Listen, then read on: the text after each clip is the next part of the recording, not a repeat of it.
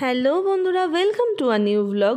জীবনে এমন কিছু মানুষ থাকে যাদের সাথে আত্মীয়তার সম্পর্ক বা রক্তের সম্পর্ক না থাকলেও আন্তরিকতার সম্পর্কে তারা আমাদের সাথে এমনভাবেই আবদ্ধ হয় যে তাদের জীবনের যে কোনো সফলতা, যে কোনো ভালো লাগাকে নিজেদের ভালো লাগা, নিজেদের সফলতা বলেই মনে হয়। তো সেই রকমই একটা মানুষ হলো সমীর দা। আমার পতিদেবের যখনই যে কোনো ভালো মুহূর্ত বলো, খারাপ মুহূর্ত বলো, সুখ দুঃখ, সুবিধা অসুবিধা, সব মুহূর্তে আমরা যাকে এক ডাকে পাশে পেয়েছি এবং পরবর্তীকালে বুবলাইয়ের জন্যও পেয়েছি।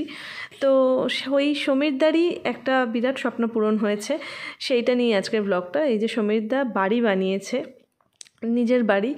আর তোমাদের সকলেরই অল্প বিস্তর ধারণা আছে যে বাড়ি একটা মানুষের কতটা শখের, কতটা সাধের, কতটা সঞ্চয়ের ফল হয়। তো তার মাঝখানে সমীরদার ওপর থেকে অনেক ঝড়ও বয়ে গেছে। সেই সব প্রতিকূলতাকে কাটিয়ে উঠে মা বাবার আশীর্বাদ নিয়ে সমীরদা এই বাড়িটা তৈরি করেছে। তো দেখতেই পাচ্ছ, আমি এর আগে সমীরদার বাড়িতে গেছিলাম, তো সেই ব্লগটা আমি তোমাদের সাথে শেয়ার করেছিলাম।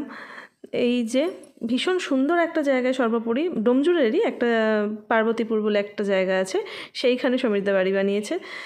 তো আজকে সেই সমীরদার নতুন বাড়ির এই ভিডিওটা ছিল যখন সমীরদার বাড়িতে আমি তখন গেছিলাম, বাড়ি হওয়ার সময়, সেই সময়কার। কিন্তু এখন তো বাড়ি কমপ্লিট হয়ে গেছে, গৃহপ্রবেশও হয়ে গেছে, কিন্তু আমরা উপস্থিত থাকতে পারিনি যেহেতু আমরা এখানে আছি। আর এই ভিডিওগুলো আমার কাছে তখনই ছিল, আমি হয়তো আগেই শেয়ার করতাম, কিন্তু সেই মুহূর্তে শেয়ার করে ওঠা হয়নি। তার মানে সবচেয়ে বড় কারণ হচ্ছে সমীরদা যখন বাড়ি শুরু করে তখন কাকিমা অর্থাৎ সমীরদার মা আমাদের মধ্যে ছিলেন, কিন্তু আজ কাকিমার সশরীরে হয়তো আমাদের মধ্যে নেই, কিন্তু অবশ্যই তার আশীর্বাদ আছে বলে এই জায়গাটায় আজকে সমীরদা দাঁড়িয়ে আছে। এই যে সমীরদার গৃহপ্রবেশের ছবি, সমীরদার বাড়ি একদম কমপ্লিট, দেখতেই পাচ্ছ।